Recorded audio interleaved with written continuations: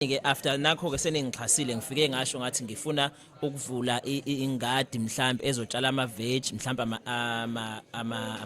makabishi awu 3000 ucarrot unga 10000 green pepper ithombo zakho mhlambe ezo 10000 niyalandelelani kokubona ukuthi lo muntu esamnika imali usekuphi wenzani because omunye umuntu engafika ethi hayi ngenza ukuthi nimnika imali ahambe olobola ukuze kuthiwa kunenqiba amasondo kusasa uthathe yona le mali ka NYDA wawugqiba ngayo amasondo ngeke kulunge ukuthi enze inqiba amasondo ngoba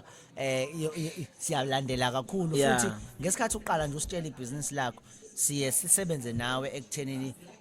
uthole imarket ekuqala ngoba yabona lo 10000 wamakabishi nzima kabi 10000 wamakabishi futhi ngeke sivuma ukuthi utshale yonke kanye kanye mhlambe siyogcina sithenje kuwena imarket yakho ngoba ithi amakabishi awu 2000 ewadingayo awuwatshale every futhi ungatshali wonke u2000 kanye kanye 500 utshale la bese emva kwamasonto amathathu utshale kuze ufune ngekhathi ezahlukene wamelanetha awukwazi futhi ukuvuna nabantu abaningi ngoba usaqala so ufanele ukwazi sikutshalisa ngendlela yokuthi siyokusiza nangakusasa ngisho ukuthi ukhulisa izinkukhu amaxhwane wakho day 1 sekwenza sho ukuthi awubalandi bonke 100 kuthiwa namba bo 100 yabona thatha laba hlukanise kodwa ngaphambi kwesibuhla siqala nje sikuthathela amaxhwane sesinayo inkulumo ethi konje kuyophuma mhla kuphuma kuyothenga obani lokho kuyisikhukukazi noma kuyiqhude mothi namaqhude amaqanda wona ayothathwa ubani so kubalekile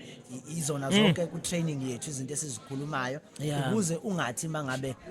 uqala kuhambe kahle bese kugcineni ngoba okubalekile ukuthi thina sifuna abantu bakithi bangagcini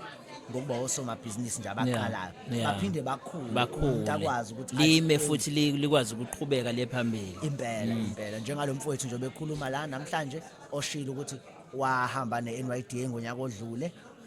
ngaloko usethole indlela ukuthi ahwebe azahwebe nezwe la phesheya la seSingapore ngenxa ukuthi wathola ithuba lokusizakala